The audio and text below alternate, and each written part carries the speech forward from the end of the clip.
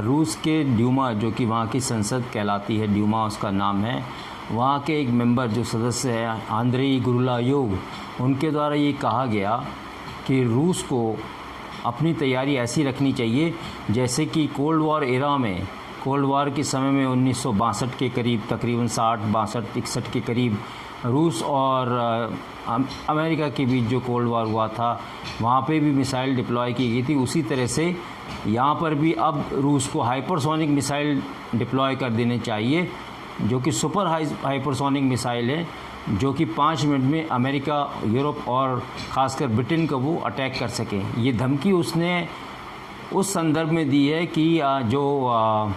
शीत युद्ध चल रहा था अमेरिका और यूएसएसआर के बीच, उस समय United states of Soviet Republic होता था, जिसमें एक क्यूबा में मिसाइल बेस बनाया गया था रूस के द्वारा, और न्यूक्लियर वॉरहेड लैस लगी हुई, न्यूक्लियर वॉर से सजी हुई जो मिसाइलें बैलिस्टिक वहाँ पर डिप्लॉय थी, जो कि अमेरिका के पूरे अमेरिका को कवर किए हुए थी और कुछ ही मिनटों में अमेरिका को वो सारी मिसाइलें दाग के तबाह कर सकता था। तो ये दोनों देशों के बीच के शीत युद्ध की कहानी को छेड़कर इस जो सांसद है गुरुलायोव आंद्रेई, जो कि पुतिन का खास आदमी है, खासम खास है, हम उसको नेता कहते हैं, खास नेता है, जो कि इस तरह के बयान उसने कल दिए हैं। और एक तरह से धमकी है क्यूबन क्राइसिस को। इन्होंने याद किया कि क्यूबा में जब मिसाइल लगाई थी, अमेरिका ने उसको जो है क्वारंटाइन कर दिया था उस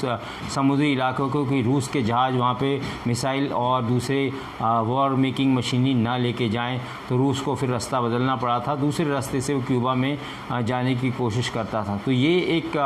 समय था जब निकिता क्रुश्चेव वहाँ के प्राइम मिनिस्टर थे यूएसएसआर के, और उधर मिस्टर कैनेडी यूएस के प्रेसिडेंट थे। तो ये पुरानी बात हो गई जिसको आज संदर्भ दिया गया, और ये बात की धमकी दे रहा है कि वही सिनेरियो वापस लौटाया जा सकता है अगर नाटो, अमेरिका और यूरोप के खास देश, खासकर ब्रिटेन और फ्रांस बातचीत की टेबल पर आएँ और यूक्रेन को जो है सप्लाई करना बंद करें और यूक्रेन की लड़ाई बंद हो और बातचीत से इसका कोई समाधान लिखे। तो इस तरह से एक धमकी दी है, ये मैं कह सकता हूँ, और इसमें पुराना रेफरेंस एक दिया गया है। जहाँ तक रूस का सवाल है, पुतिन का खासकर, वो चिढ़ा हुआ ज़रूर है, क्योंकि यूरोप और नाटो के देश यूक्रेन को मिलिट्री वेपन देते जा रहे हैं। खासकर छोटे वेपन तो उन्होंने इतने सारे दिए कि रूस की जो है तकरीबन armoured artillery, low flying aircraft, helicopters, fighter aircrafts, convoys, vehicles, रसद सप्लाई,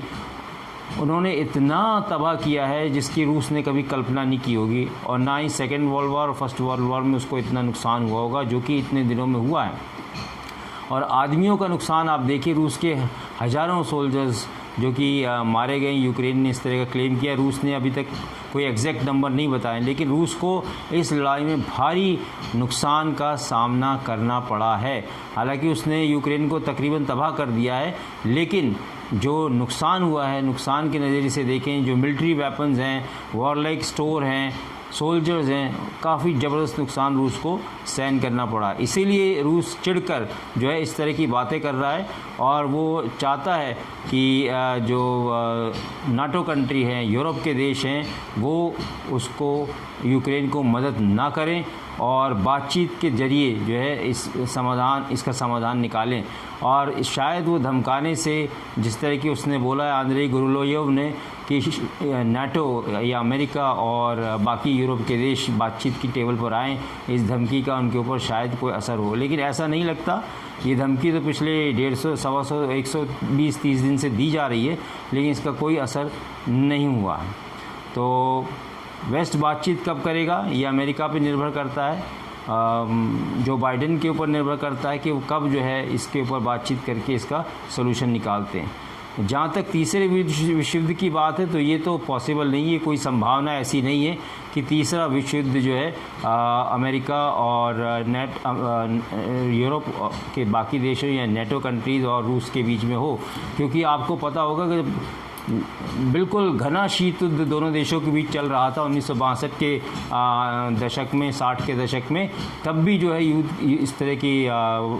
विश्व युद्ध की कोई स्थिति नहीं बनी थी। हालांकि उस समय यूएसएसआर बहुत पावरफुल देश था और अमेरिका जो है थोड़ा सा उसमें परेशान था कि क्या किया जाए। लेकिन डिटेंटे जो कि एक फ्रेंच शब्द है उसका उत्पत्ति हुई, जिसके अंदर दोनों देशों को अपने आप पे कंट्रोल रख के शांति स्थापना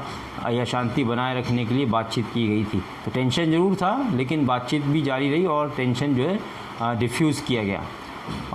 तो जहाँ तक तीसरी विश्व का सवाल है, ये तो कोई संभावनाएं मुझे तो नहीं लगती। हालांकि कौन सी कब क्या स्थिति उत्पन्न हो जाए ये कहा नहीं जा सकता, लेकिन रूस चाहता है कि नाटो की तरफ से कोई ऐसी गलती या ऐसी बात हो जाए या कोई ऐसा अटैक या कोई मिसाइल छूट जाए रूस के ऊपर, जिससे कि लड़ाई छिड़ जाए।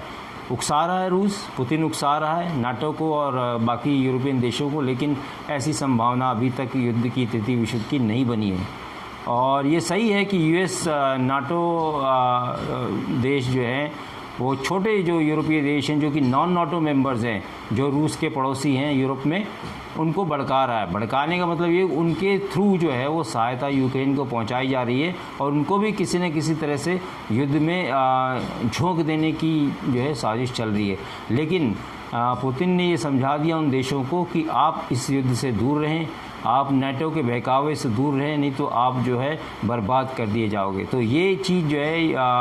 यूरोप के छोटे देशों को पता है, वो इस युद्ध में या इस तरह की साजिश में नाटो की या अमेरिका की नहीं आएंगे। हालांकि यूक्रेन फंस गया है अमेरिका की साजिश में और वो